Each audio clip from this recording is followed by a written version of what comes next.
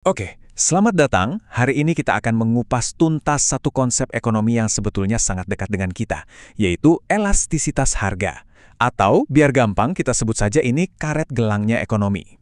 Pernah kepikiran nggak, kenapa sih kalau harga garam naik 10%, kayaknya nggak ada yang sadar. Tapi begitu ada pengumuman diskon mobil 10%, wah langsung heboh satu negara. Nah, jawabannya ada di konsep yang akan kita bedah hari ini. Oke, secara definisi, elastisitas harga itu adalah ukuran seberapa responsif permintaan terhadap perubahan harga.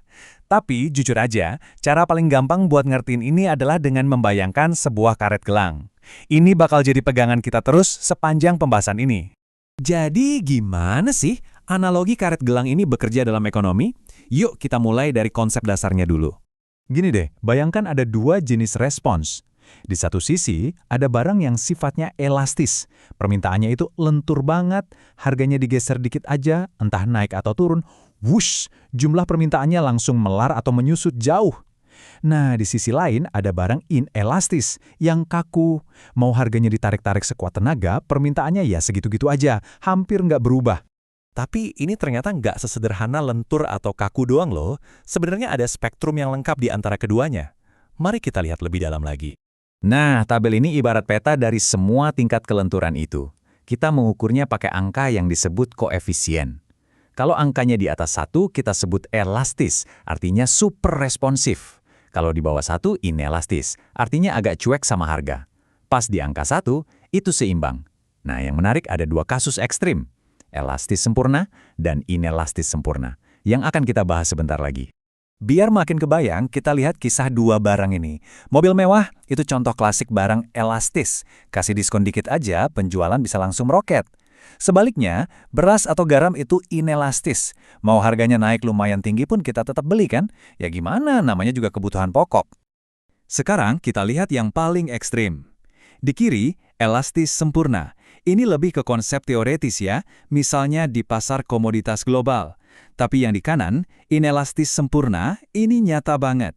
Coba pikirkan obat penyelamat hidup, seperti insulin. Bagi orang yang butuh, mau harganya berapapun, jumlah yang dibeli akan tetap sama. Permintaannya sama sekali nggak goyah. Oke, jadi pertanyaan berikutnya adalah, apa sih yang membuat sebuah barang jadi lentur, sementara yang lain kaku? Ternyata ada faktor-faktor penentunya. Yuk kita selidiki. Jadi ada 4 alasan utamanya. Pertama, ketersediaan barang pengganti. Makin banyak pilihan, makin elastis. Contohnya kopi, banyak mereknya kan? Satu merek naik harga, ya kita tinggal pindah ke merek lain, gampang. Kedua, ini barang kebutuhan atau kemewahan? Beras itu kebutuhan, jadi inelastis.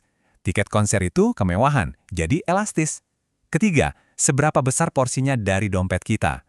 Harga garam mau naik 2 kali lipat pun nggak akan bikin kantong jebol, jadi kita nggak terlalu peduli. Ini inelastis. Dan terakhir, waktu. Hari ini harga bensin naik, kita mungkin tetap beli. Tapi kalau naik terus-terusan, dalam setahun 2 tahun, kita bisa jadi mikir beli kendaraan listrik. Jadi dalam jangka panjang, permintaan jadi lebih elastis. Oke, teorinya udah lumayan dapat ya. Sekarang, biar makin mantap, kita lihat gimana cara menghitung kelenturan ini dengan contoh yang nyata dan sederhana. Kita ambil contoh kasus simpel aja ya, yaitu sepasang sepatu. Jadi begini, katakanlah harga normal sepatu ini Rp200.000. Lalu tokonya coba-coba naikin harga 10%, jadi Rp220.000. Dan ternyata, kenaikan harga 10% itu punya dampak yang lumayan besar. Penjualan yang tadinya 100 pasang seminggu, sekarang turun 20%, jadi cuma laku 80 pasang. Nah, gimana kita mengukurnya? Gampang banget. Kita tinggal bandingkan persentase penurunan permintaan dengan persentase kenaikan harga.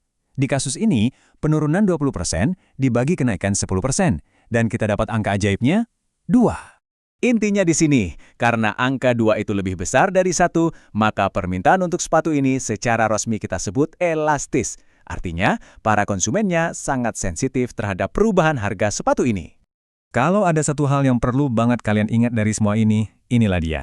Gampangnya gini, barang yang wajib ada dan nggak bisa ditawar, itu biasanya inelastis. Sedangkan barang yang bisa diganti atau sekedar keinginan, itu biasanya elastis. Simpel kan? Nah, sebagai penutup, coba deh pikirkan sejenak. Apa barang yang paling inelastis dalam hidup Anda? Barang yang mau harganya naik setinggi apapun, Anda akan tetap membelinya. Jawaban Anda bisa mengungkap banyak hal tentang prioritas Anda. Sampai jumpa di pembahasan berikutnya.